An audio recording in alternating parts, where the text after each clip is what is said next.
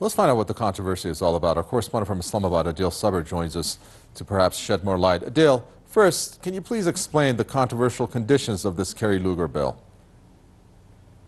Well, a high drama unfolding both here in Islamabad as well as in Washington regarding this bill and regarding the language of this bill. Some of the reservations have been raised in Parliament in the last couple of days in a heated debate between the opposition parties and the ruling treasuring benches. But the controversy particularly focuses on three main aspects. One of the main issues is the fact that a lot of the aid that is going to come won't actually be received by the people who it's intended for because of the administrative costs, which will go back to the United States because of the NGOs who are involved, and they have high-profile links with people in Capitol Hill. And then they're talking about the micromanagement process, about the amount of Americans who will be in Pakistan dispersing this money. But of course, the most controversial aspect of this bill is the language pertaining to the army and the chief spy agency here in Pakistan called the ISI. And it talks about Pakistan's nuclear program. It talks about access to those particular networks which had proliferated nuclear assets in the past, particularly maybe access to Dr. A.Q. Khan, the father of the bomb here in Pakistan. And also it talks about certain areas within Pakistan which have been highlighted perhaps by India regarding terrorist training camps which will have to be targeted under intelligence provided by the United States. But the most alarming issue was raised regarding the actual military hierarchy here in Pakistan, because there are aspects of the United States and the Indians who think that perhaps the Pakistani army or certain elements within the Pakistani army still have some kind of pro-jihadist elements working within them. And of course, with the war on terror and the troop surge we're going to see in Afghanistan, they're making a particular keen interest to keep the Pakistani military in check. This obviously includes things like how and when people are promoted within the military, and talks about the defense budget of Pakistan and how the US can oversee that. So a lot of outrage here in Pakistan, and this was compounded by the fact that the army held a Corps Commanders Conference recently and actually made a public statement regarding certain concerns regarding the language of this bill.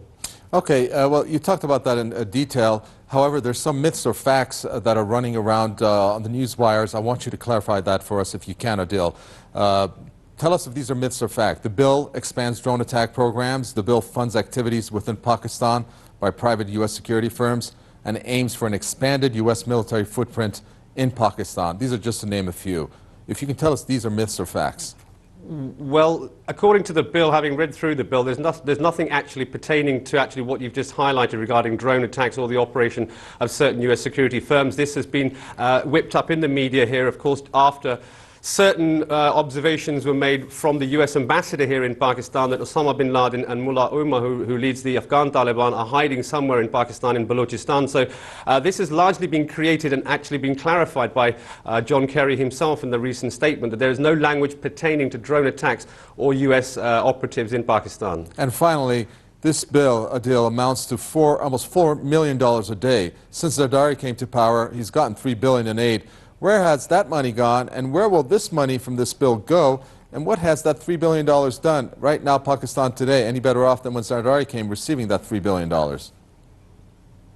Well, given the amount of crises that Pakistan is facing, the water crisis, energy crisis, shortage of commodities in the market, it's quite surprising to see and where exactly that money may have gone. And obviously sentiments are high here in Pakistan and people are looking at the Zardari government and its performance. But perhaps the most interesting aspect of all of this is that the United States, having learned from the past, having dealt with the former President Musharraf, who openly declared that he'd redirected funds meant for the war on terror towards the Indians, has left the United States with something to think about. But of course, this is supposed to be economic development aid, not military aid. Pakistan does get a lot of military aid from the US for the war on terror, but it's about transparency. And Mr. Zardari has a habit with the moniker of Mr. 10%. His government is not in a rather favorable position these days. Okay, thank you so much. Addiel Sabir there from Islamabad, shedding more light on that. We thank you, Adil, for that.